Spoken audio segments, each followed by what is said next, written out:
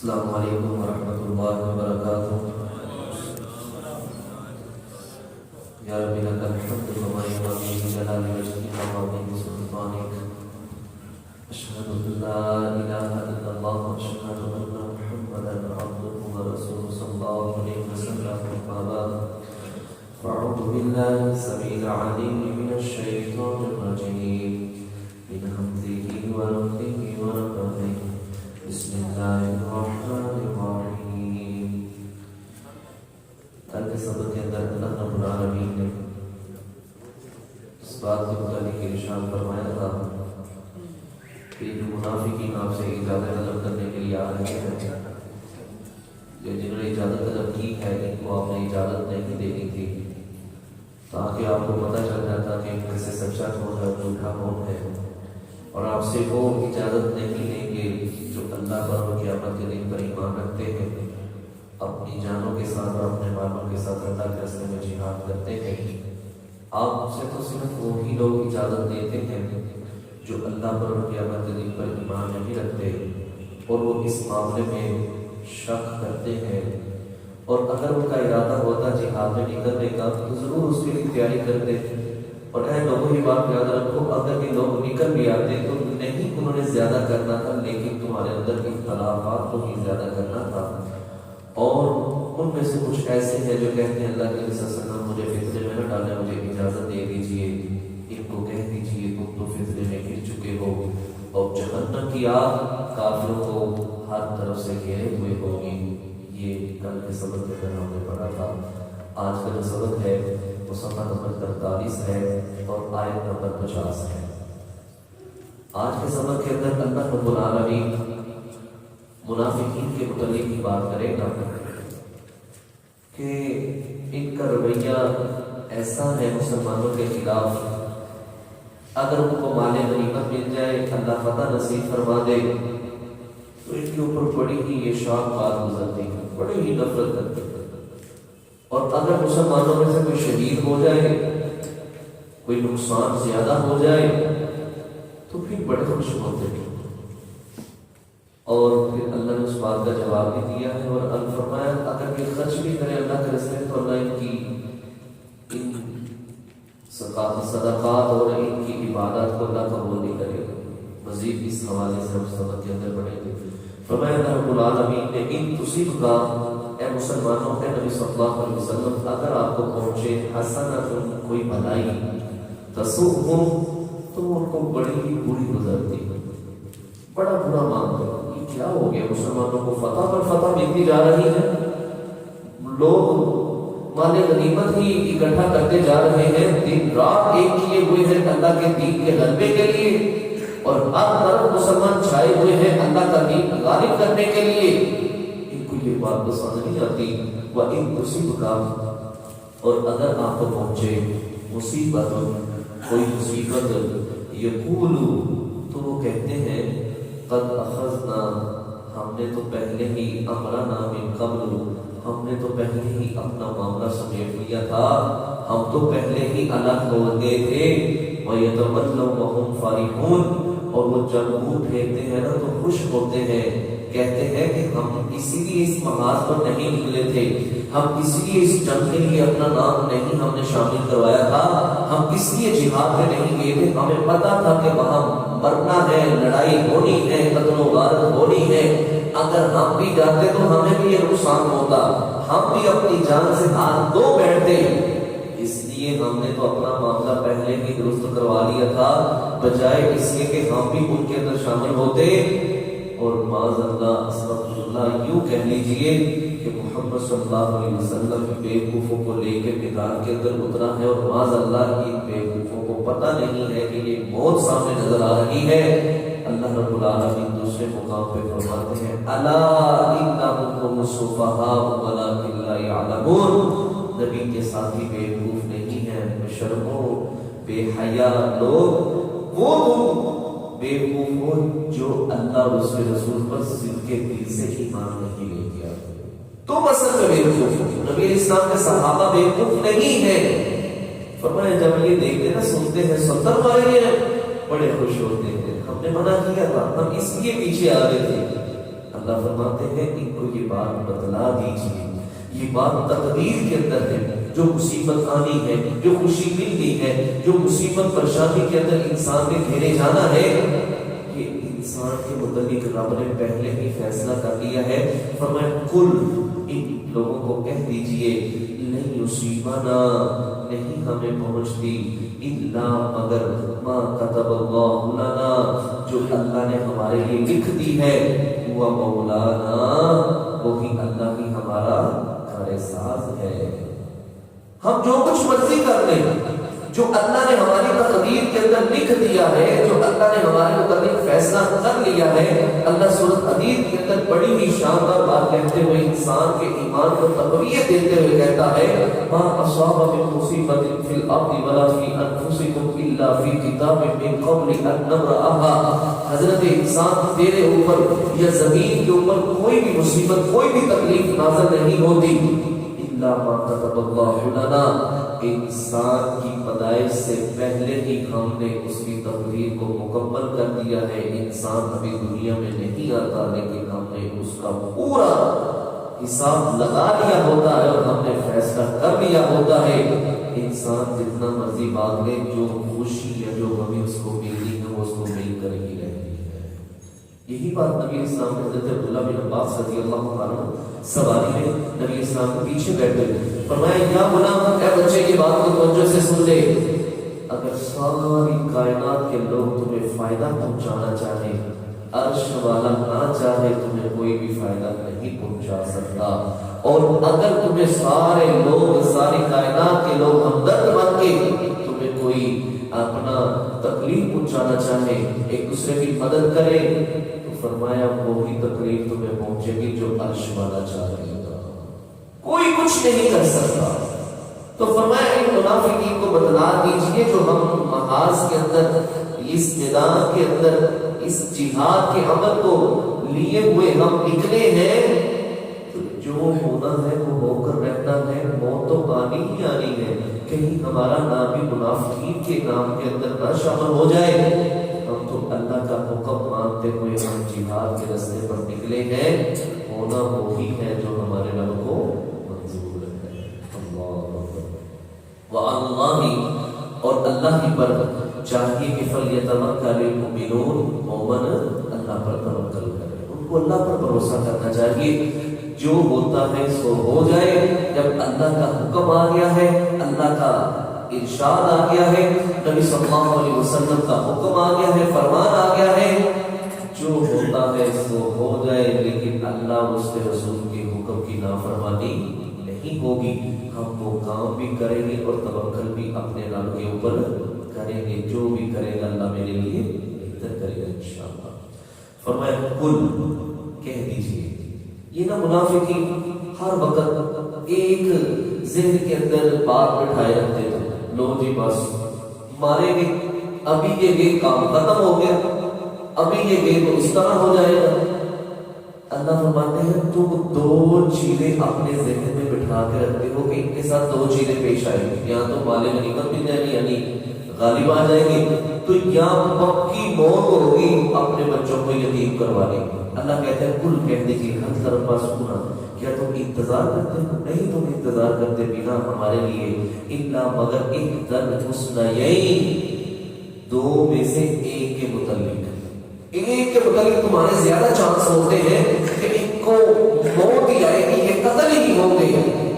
اللہ فرماتا ہے ان کو بتلا دیجیے، اگر ہم غالب آ جائیں تو انشاءاللہ اللہ اجر سے بھی نوازے گا اور اللہ مال غنیمت سے بھی نوازے گا، اور اگر ہم شہید ہوں گے تو اسی شہادت کی موت کو طلب کرنے کے لیے تو ہم نکلے تھے۔ تم کس کن معاملات کے اندر الجھے ہوئے ہو؟ تم کہتے ہو کہ ان کے اوپر موت ہی آنی ہے، انہوں نے مرنا ہی ہے، انہوں نے قتل ہی ہونا ہے۔ او بھائی یہ بات یاد رکھو، قتل ہونا بھی ہمارے لیے خوش قسمتی ہے۔ اللہ، حضرت خالد بن ولید رضی اللہ عنہ کہتے ہیں لوگوں، کوئی جنگ نہیں ایسی جس کے اندر میں نے شرکت نہ کی ہو، میں ہر محاذ کے اوپر موت کو تلاش کرتا تھا لیکن موت مجھے نہیں آئی، اب موت آ رہی ہے تو مجھے بستر کے اوپر آ رہی ہے۔ اللہ، اور موت تم کہتے ہو کہ یہ مرے گے،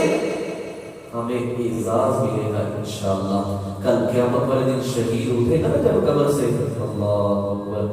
خون کا رنگ سرخی ہوگا لیکن اس کے اندر سے کستوری کی خوشبو آ رہی ہوگی، اللہ اکبر۔ اور جنت کے دروازے کی طرف جائیں گے تو دربار پوچھیں گے حساب کتاب ہو گیا، کہیں گے کس بات کا حساب، اللہ کس بات کا حساب، کیا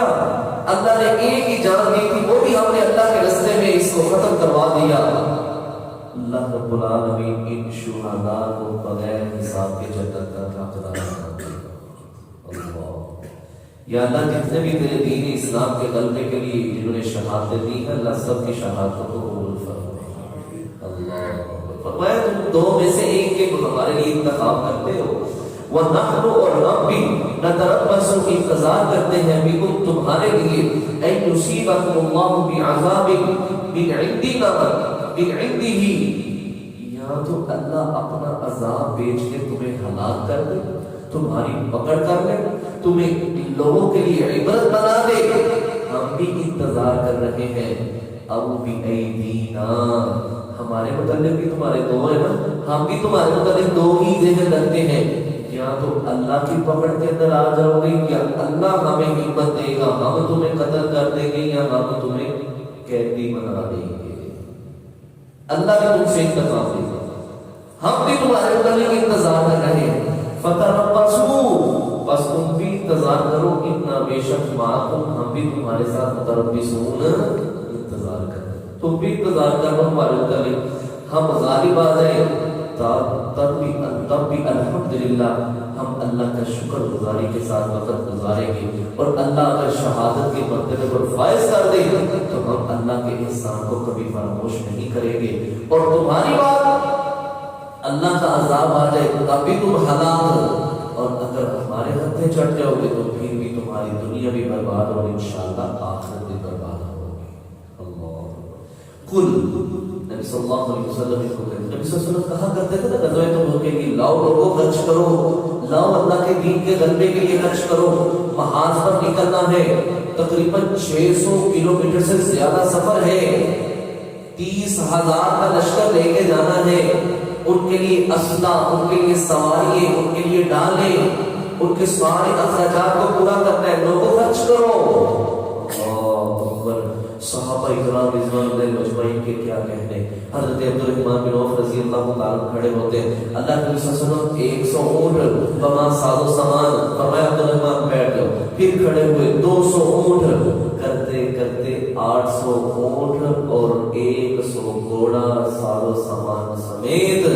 اور 29 کلو چاندی اور تقریباً 5 کلو کے قریب سونا،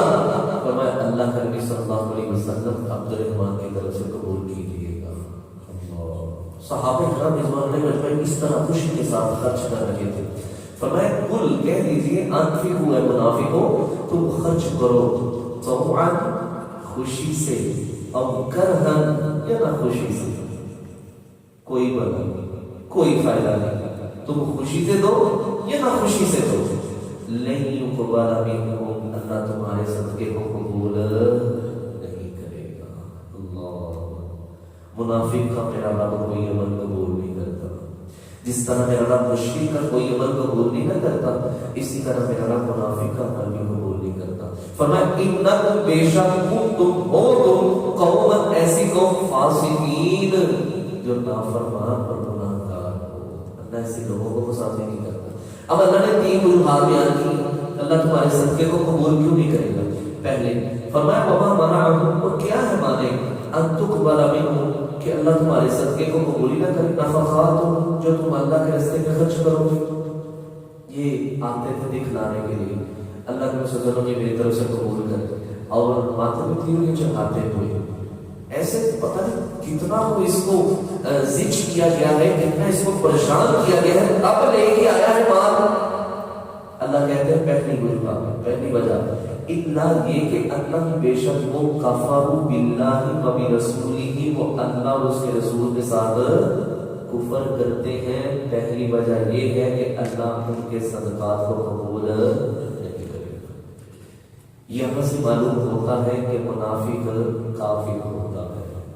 لیکن منافق کو قتل نہیں کر سکتے۔ آج کے معاشرے کے اندر بھی کوئی منافق ہے، ہم قتل نہیں کر سکتے، کسی کے لیے یہ حکم نہیں۔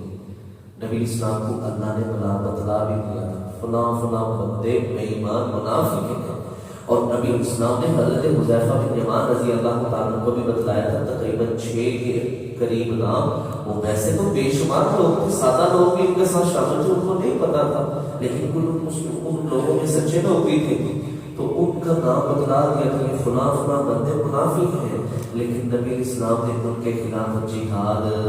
نہیں کی۔ منافقوں کے متعلق جہاد نہیں ہے، اپنوں کے متعلق جہاد نہیں۔ اپنوں سے مراد کم از کم منہ سے تو کلمہ پڑتا ہے نا، اندر سے بے ایمان جیسا بھی ہے اللہ بہتر جانتا ہے، لیکن اس کلمے کی لاج رکھتے ہوئے ہم کسی بندے کو قتل نہیں کر سکتے۔ حضرت اسامہ بن زید رضی اللہ تعالیٰ عنہ مقدار میں اسود کی دیگر صحابہ سے یہ روایت لکھتی ہے کہ انہوں نے ایک بندے کو قتل کر دیا، تو نبی اسلام نے فرمایا تم نے اس کو قتل کر دیا، اس نے کلمہ بھی پڑھا ہے، تو کہنے لگے اللہ کے رسول اس نے میرے تلوار کے ڈر کی وجہ سے کلمہ پڑھا۔ فرمایا کیا اللہ کے بندے تم نے اس کے دل کو چیر کے دیکھا ہے کہ اس نے تیرے ڈر سے پڑھا ہے یا اللہ کے ڈر سے پڑھا ہے؟ جو کلمہ جو ہے جس نے کلمہ پڑھ لیا ہے اس کو کوئی بندہ قتل نہیں کر سکتا۔ ہاں بقیہ معاملات اس کے اندر کے دل کے میرا رب ہی جانتا ہے۔ اس لیے نبی اسلام نے عبداللہ بن ابی منافق کو مارنا پسند نہیں کیا تھا، پتہ لگ گیا تھا، لیکن فرمایا اللہ اس لیے ان کے صدقات کو قبول نہیں کرتا، کفروا باللہ و برسولہ، کیونکہ اللہ اور اس کے رسول کے ساتھ وہ کفر کرتے ہیں۔ دوسری بات ولا یأتون الصلاۃ، نہیں وہ آتے نماز کے لیے الا مگر وہم کسالى، سستی کرتے ہیں۔ صحابہ کرام رضوان اللہ اجمعین فرماتے ہیں ہم میں سے کوئی بندہ بھی نماز سے پیچھے نہیں رہتا تھا سوائے منافقین کے، اور ہم میں سے اگر کوئی اتنا بھی لاغر ہوتا تھا نا کہ چل نہیں سکتا تھا، وہ 2 بندوں کا سہارا لے کے مسجد میں پکا مسلمان کو وہ مسجد میں ضرور پہنچتا تھا، اور جو نماز کے لیے حاضر نہیں نہ ہوتا تھا ہمارا اس کے متعلق کنفرم یہ ذہن ہوتا تھا کہ بندہ منافق ہو گیا ہے۔ اور نبی اسلام نے فرمایا میرا دل کرتا ہے اقامت ہو جائے، اقامت ہونے کے بعد میں اپنی جگہ مشرے پر کسی انسان کو، کسی نمازی کو کھڑا کروں، وہ لوگوں کو نماز پڑھائے، اور پھر میں اپنے ساتھ ایک جماعت کو لے کے نکلوں جن کے پاس لکڑی ہو، ایندھن ہو، اور میں ان گھروں کو آگ لگا دوں جن کے اندر لوگ تو موجود ہیں لیکن نماز پڑھنے کے لیے نہیں آئے۔ تو فرمایا منافقین کے اوپر 2 نمازیں پڑھوا دی، ایک نماز عشاء اور ایک نماز فجر پڑھیں گے، لیکن مسجد میں دربار جماعت۔ یہ اللہ رب العالمین نے منافقین کے متعلق فرمایا۔ تو یہاں بھی اللہ یہ کہتے ہیں قاموا کسالى، بڑے ہی مشکل حالت کے اندر پہنچتے ہیں کہ لوگوں کو کیا منہ دکھانا ہے، اگر نہ گئے تو فتویٰ لگ جانا ہے کہ یہ بندہ بے ایمان منافق ہے، تو پھر اس لیے سستی کاملی کرتے ہوئے اس وقت آتا ہے جب جماعت گزرنے کا وقت ہو جاتا ہے، نماز ختم ہونے کا وقت ہو جاتا ہے۔ نبی اسلام نے فرمایا یہ منافق کی نماز ہے، انتظار کرتا رہتا ہے، جب سورج ڈھلنے کے قریب ہوتا ہے، شیطان کے 2 سینگوں کے درمیان ہوتا ہے، 4 ٹھوکے مارتا ہے اور ذکر کو نہیں کرتا، فرمایا یہ منافق کی نماز ہے۔ دوسری خامی ان کے اندر یہ ہے کہ یہ نماز کے اندر سستی کرتے ہیں، اور نماز کو پتہ کیوں پڑھتے تھے؟ کیونکہ نبی اسلام کا فرمان میں رسول کرتا تھا بین العبد و بین الکفر الصلاۃ، بندے اور مسلمان انسان کے درمیان اور کافر کے درمیان اگر کوئی چیز فرق کرنے والی ہے تو وہ نماز ہے۔ تو اس ڈر سے وہ کہتے چلو یار وہ دکھائی کے لیے چلو چلتے ہیں، باقی معاملہ جو ہم کر لیں گے۔ فرمایا ولا یأتون الصلاۃ الا وهم کسالى، نہیں وہ آتے نماز کے لیے الا کسالى، وہ سستی کرتے ہوئے، ولا ينفقون، اور نہیں وہ خرچ کرتے اللہ کے راستے میں مال، الا وهم کارہون، وہ بڑا ہی تنگ ہو کے اللہ کے راستے میں مال خرچ کرتے۔ اللہ کہتے ہیں ایسے مال کو میں نہیں پسند کرتا، رکھ دو پاس،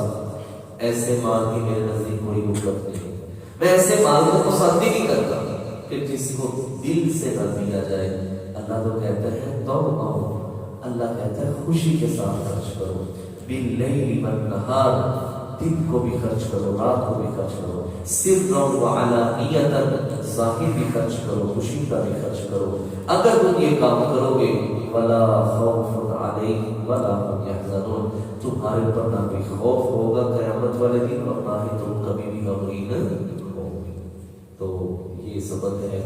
اس سے آگے پڑھنا تھا لیکن ٹائم ہو گیا۔ تو یہ منافقین کے متعلق ہی میرا رب آگے بیان کر رہا ہے۔ تو اس لحاظ سے منافق کی تین ایسے عمل ہیں جن کی وجہ سے اللہ ان کے صدقات، ان کی عبادت کو قبول نہیں کرتا۔ تینوں ہوں تو پھر بھی اگر ایک بھی کسی کے اندر ہو تو اس لحاظ سے بھی اللہ اس کی عبادت اور نیک کاموں کو قبول نہیں کرتا۔ اور سب سے بڑی بات ہم نے یہ آج کے سبق کے اندر پڑھی ہے کہ کوئی بھی مصیبت، کوئی بھی خیر اور کوئی بھی بھلائی انسان کو ملتی ہے تو وہ انسان کے متعلق رب نے پہلے ہی فیصلہ کر دیا ہے، جو ہونا ہے وہ ہو کر رہنا ہے، اللہ کے فیصلوں کو کوئی ٹال سکتا نہیں ہے۔ اللہ سے دعا کیجیے اللہ ہم سب کی پریشانی کو اپنی رحمت سے دور فرمائے، اللہ ہم سب کے مریضوں کو شفا عطا فرمائے۔ سبحانک اللہم وبحمدک، اشہد ان لا الہ